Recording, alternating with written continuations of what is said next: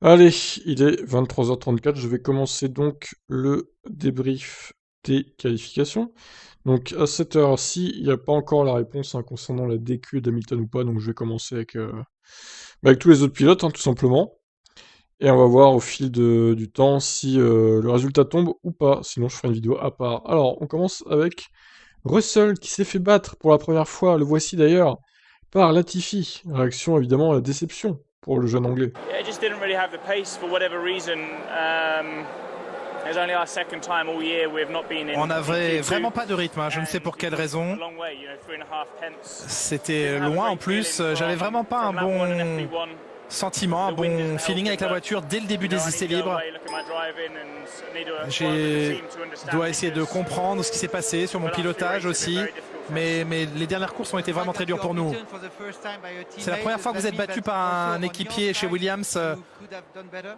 Vous dites que de votre côté vous auriez pu faire mieux? Oui, on peut toujours faire mieux.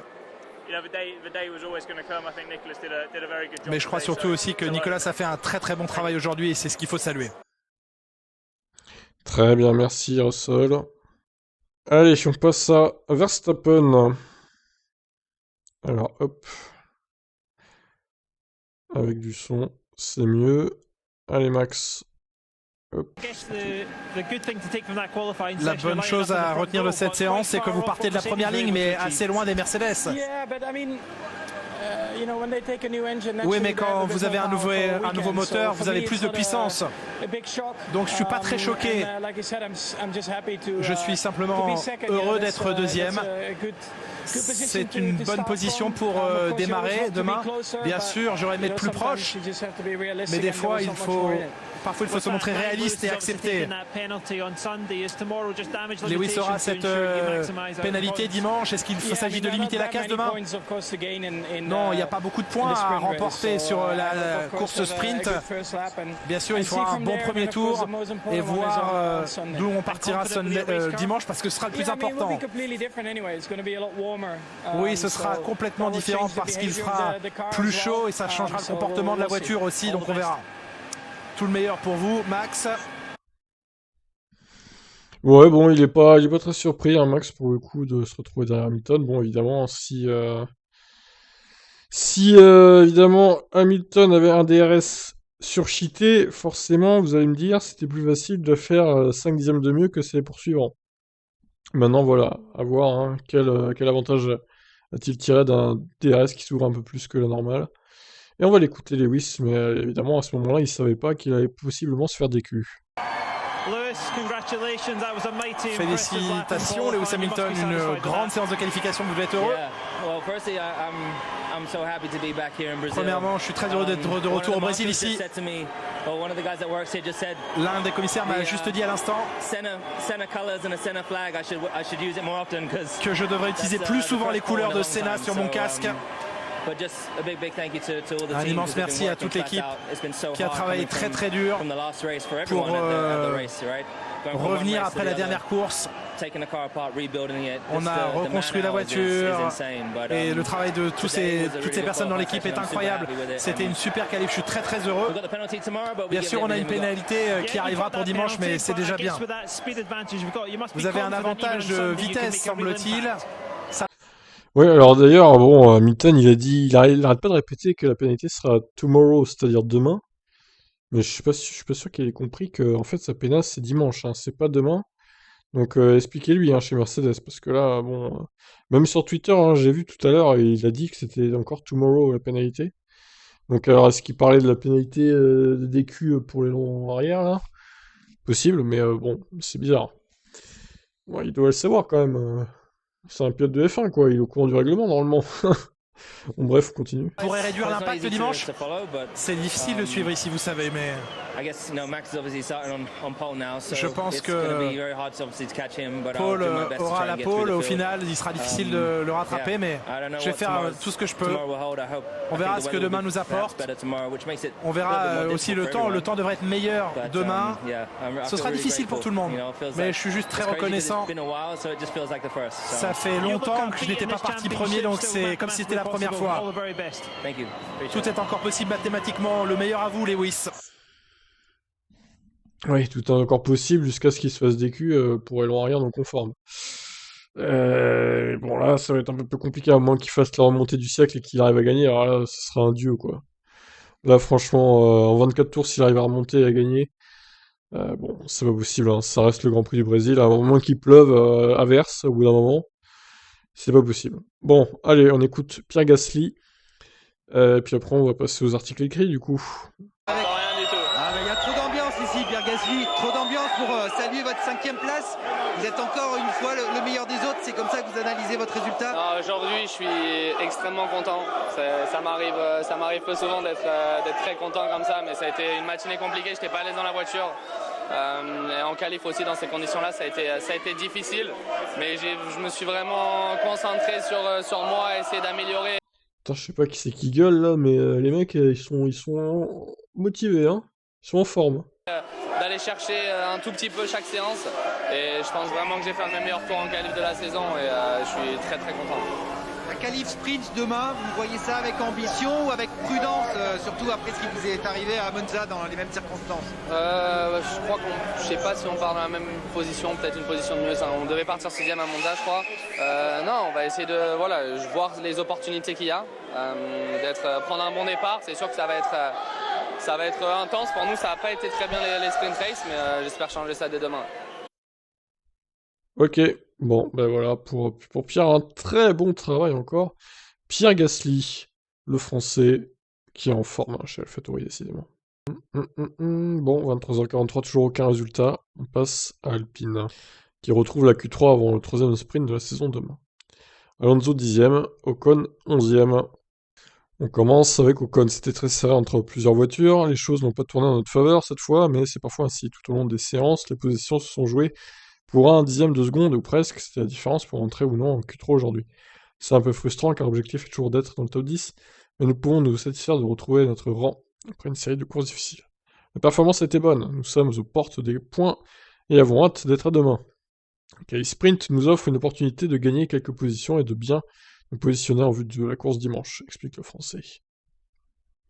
Alonso, extrêmement disputé aujourd'hui, nous avons connu une matinée productive et la voiture offrait de bonnes sensations. Et un comportement sain, les qualifs ont également bien commencé et nous sommes passés assez confortablement en Q2. Dès lors, j'ai fait des temps de tour similaires, donc je crois que nous avions trouvé la limite. Nous voulions être un peu plus haut sur la grille et partir du bon côté, le départ pouvant être crucial demain. Nous verrons bien comment la journée se déroulera, car ce sont les qualifs sprint et cet exercice nous a plutôt souri jusqu'ici. Comme toujours, je serai agressif demain tout en essayant de prendre du plaisir. Très bien, merci Fernando. Eh ben, on lui souhaite du plaisir en tout cas. Les pilotes McLaren sont satisfaits de leur accession en Q3. Je pense que nous devons être satisfaits de notre qualif, car nous étions un peu en difficulté lors des essais 1. Nous avons progressé cet après-midi et j'avais davantage de confiance dans la voiture. Nous aurions adoré devancer les Ferrari, mais nous devons nous contenter de notre résultat car ils étaient plus rapides. Nous sommes en bonne position pour lutter avec eux demain. Mais on son de cloche du côté de Ricardo, qui s'élancera 9ème de la qualif sprint, et il pense lui aussi à la lutte avec Ferrari qui l'attend demain. Nous sommes seulement 8ème et 9ème, mais comparé à où nous nous trouvions ce matin, nous pouvons être satisfaits. Nous n'avions pas roulé avec le pneu tendre auparavant, mais je n'ai pas eu l'impression que nous ayons beaucoup de performances avec ce composé. Atteindre la Q3 signifie donc que notre après-midi n'était pas si mauvais. Nous sommes en queue du top 10, mais le déficit est moindre que ce à quoi nous nous attendions. Nous devrons nous battre en piste, mais nous sommes là dans la lutte et nous pouvons leur mettre la pression. Nous essaierons de remonter dans la hiérarchie, mais les progrès affichés depuis ce matin sont plutôt bons. Ouais, c'est vrai que c'était pas terrible aux essais libres, mais pour le coup, bon, ils ont un peu redressé la barre quand même, heureusement. Ils ont atteint la Q3 chez McLaren, maintenant, bon, il va falloir battre Ferrari, et ça, c'est pas gagné à mon avis. Ferrari va encore prendre de l'avance au championnat. Alors, Ferrari, justement, ils assurent l'essentiel en devançant les McLaren en qualif. Ferrari s'élanceront 6ème et 7ème lors du sprint race. Je suis parvenu à faire un très bon week-end, un très bon vendredi. On verra si c'est un bon week-end. C'est réjoui Carlos Sainz, le mieux placé des deux pilotes Ferrari. Si vous aviez placé ce format de qualif en début de saison, j'aurais eu davantage de difficultés, mais maintenant que nous sommes en fin de saison, je me suis bien senti d'aller libre 1, ce qui m'a permis de réaliser de très bons chronos en Q1, Q2, Q3. Si les Mercedes et Red Bull étaient une nouvelle fois intouchables aujourd'hui à Sao Paulo, ce sera le cas hein, jusqu'à la fin de la saison, Pierre Gasly a tout de même réussi à devancer les Ferrari à bord de son AlphaTauri, comme à Mexico le week-end dernier. Ce n'est pas une surprise pour Sainz, ils ont une très bonne voiture et ont été très rapides toute la saison. Et à présent, ils semblent avoir trouvé la régularité qui leur faisait peut-être défaut en début de saison. Nous essaierons de les devancer demain car nous sommes Ferrari. Nous ne voulons pas être battus par AlphaTauri, même si nous parvenons à devancer les McLaren. Qualifié à un dixième de son coéquipier, Leclerc reconnaît avoir exécuté un tour imparfait pour prétendre à mieux. La Q3 n'était pas géniale, nous avons fait le premier run en pneus usés. Ce qui n'était pas idéal pour mon rythme, et je n'ai pas fait un si bon travail lors du second. AlphaTauri était sans doute beaucoup trop rapide, mais c'est comme ça. Battre les McLaren est l'aspect positif de la journée, mais j'aurais aimé faire mieux. Très bien. Bah écoutez, on verra. Peut-être qu'il fera mieux demain, du coup. Allez, hop. Aujourd'hui, qualif décevante pour Aston Martin. Mais l'objectif est la course. Bon. Est-ce qu'ils vont se rattraper? On verra. Malheureusement, nous n'avions pas le rythme pour nous battre dans le top 10 aujourd'hui, mais dans l'ensemble, je pense que nous avons connu une bonne séance de qualif. J'ai poussé fort dès le début, et étant donné que nous avons le sprint demain, la 12e place est une position raisonnable pour débuter. J'espère qu'en condition de course, nous serons plus compétitifs. Je suis assez optimiste ce soir, déclare Vettel. Stroll de son côté a calé en Q1 et admet sa frustration. Je suis déçu de mon résultat en qualif. Tout au long de la journée, j'ai eu du mal avec l'équilibre de la voiture, et je pense que cela se reflète dans le résultat final. Cependant, comme ce week-end présente le format sprint, nous avons une chance de nous battre demain. Si nous pouvons rattraper du terrain, nous devrions être en mesure de partir en meilleure position pour la course dimanche. Softower admet la déception de son équipe, mais il insiste sur le fait que l'objectif se situe à la fin du week-end. Ce n'est pas aussi bien que ce que nous espérions clairement. Mais lors de la qualif sprint, les deux pilotes vont pousser aussi fort que possible pour revenir dans le top 10, afin d'optimiser leurs chances de marquer des points dans la course du dimanche. Bon, à voir ce que ça donnera du coup chez Aston. Alors Latifi devance Russell, mais pense qu'il pouvait jouer la Q2. Oh, ouais, possible, je sais pas. Après, bon, comme a dit Russell, on peut toujours mieux faire, mais bon. Avec des si, j'ai envie de dire. C'est bien d'être devant George, mais je n'éprouve pas vraiment de la satisfaction après cette séance. J'aurais aimé réussir à progresser en Q2, le tour était un peu brouillon. Ce n'était pas le mieux que je puisse faire, car j'avais des difficultés avec l'équipe de la voiture. C'est la première fois que Russell se fait battre par Latifi sur une séance chronométrée, puisqu'il avait été devancé en qualif par son équipier à Monza. Mais c'était au terme du sprint disputé en Italie. Nous avons eu des difficultés à retrouver les bonnes performances de la voiture lors des dernières courses, admet le pilote britannique. Les qualifs d'aujourd'hui ont été notre pire performance de la saison. Effectivement, pas brillant chez Williams. On passe à Haas. De la frustration pour Schumacher et Mazepin. Alors, Mazepin en pleure, hein, littéralement. Regardez ses yeux, ses larmes. Terrible pour Nikita. Je la mets très bien en miniature, cette image. Le feeling de la voiture était incroyable et c'est pourquoi je suis un peu dégoûté que nous ne soyons pas allés plus loin. Je pense que c'est le cas de tout le monde, déclare Schumacher, donc nous sommes tous très serrés en piste et peut-être que la voiture a juste un tout petit peu de déficit. Je n'ai pas pu faire la différence cette fois, nous apprendrons de cela. Il n'y a pas de quoi être frustré, parce que nous avons quand même réussi à tirer quelque chose de la voiture, ce qui est génial, donc j'espère que nous serons un peu plus proches de la course. Mazepin a rencontré de gros problèmes de surchauffe et a perdu énormément de temps dans le dernier virage du circuit, conditionnant toute la longue ligne droite des stands. Les pneus sont en feu au moment où vous arrivez au virage 12. Ils sont en feu, littéralement, quoi. Des flammes s'échappent des pneus de Mazepin, tellement il va vite. Quelle image. Tout ce que vous pouvez gagner ou perdre dans la longue ligne droite joue un grand rôle, j'ai juste trop attaqué, et j'étais trop impatient de remettre les gaz alors que l'adhérence arrière n'était peut-être pas là. La bonne chose est que je l'ai rattrapé. Mais la mauvaise chose est que j'ai perdu du temps. Il admet que le format avec une seule séance d'essai libre avant les qualifs laisse un peu de marge. C'est ce qui rend ce format excitant, c'est pour cela que vous voyez certaines erreurs, parce que les pilotes comme moi sont plus désireux d'essayer d'explorer des choses qu'ils n'ont jamais eu l'occasion de faire auparavant. Ah bah c'est sûr que pour les rookies c'est pas idéal, hein, mais bon. Pareil, hein, Tsunoda il a pas bien performé du tout, on va le lire après d'ailleurs, mais ce fut compliqué pour tous les rookies. Bon, Steiner, voilà, il salue les mécanos de Haas. Oh putain, il était bavard, la vache. Ouais bah c'est bon, hein. Bref. On passe à AlphaTauri. Bon, Gasly on l'a écouté tout à l'heure.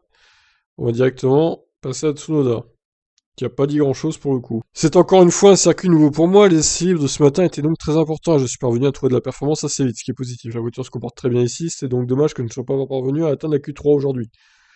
Ouais, et pourquoi il a pas atteint la Q3 du coup? Parce qu'il y a une grosse différence avec Gasly, hein, quand même encore. Je pense que la qualif sprint sera délicate demain en raison de mon résultat, mais j'essaierai de remonter afin de débuter la course dimanche en meilleure position. Bon ben voilà. Ce fut court mais intense pour Tsunoda. Alors, 23h54, toujours aucune nouvelle de la possible pénalité disqualification d'Hamilton. J'ai presque fini en plus là. Il manque juste Alfa Romeo, Bottas et Perez. Justement, Perez, 4ème en qualif, estime que Lewis était intouchable aujourd'hui. Bah oui, avec son DRS cheaté, le tricheur Lewis. Je pense pas qu'ils aient fait exprès, hein. Chez Mercedes, évidemment, ils seraient bien passés de cette polémique-là encore. Je pense que nous devrions avoir l'air bien pour demain. Le nouveau moteur semble fonctionner plutôt bien dans la Mercedes. Et oui, c'était intouchable aujourd'hui. Nous verrons donc demain. Selon Perez, c'était pas une séance de qualif facile. C'était un peu délicat au départ en Q1 d'avoir utilisé un train de pneus en plus. Nous sommes partis un peu du pied gauche en qualif, mais en progressant. La piste s'est un peu refroidie et nous n'avons pas vraiment bien lu les conditions jusqu'au dernier tour. Il nous manquait un demi-dixième pour être devant Bottas. Très serré entre Bottas et les deux Red Bull, c'est clair. Alors Hamilton, du coup, on l'a écouté tout à l'heure. On va passer à Bottas directement. C'était un peu délicat en libre 1. Je n'étais pas à l'aise, notamment le secteur 1. Ça a été mis en qualif. J'ai surtout perdu du temps sur les Lewis dans les virages 1 et 2 et sur la ligne droite, car il a plus de puissance. Et il avait un élan arrière cheaté.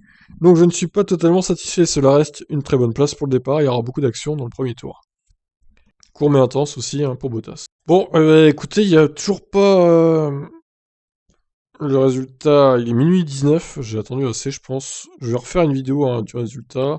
J'espère que ça arrivera avant 1h ou 2h du mat quand même. Je vais pas traîner toute la nuit sur le PC. J'aimerais dormir, donc qui se dépêche, hein, la FIA. Bon, normalement, ça devrait pas prendre autant de temps de juger un putain de DRS, quoi. Hein. Il s'est ouvert trop, voilà, on disqualifie, puis voilà, normalement, c'est ça. Hein.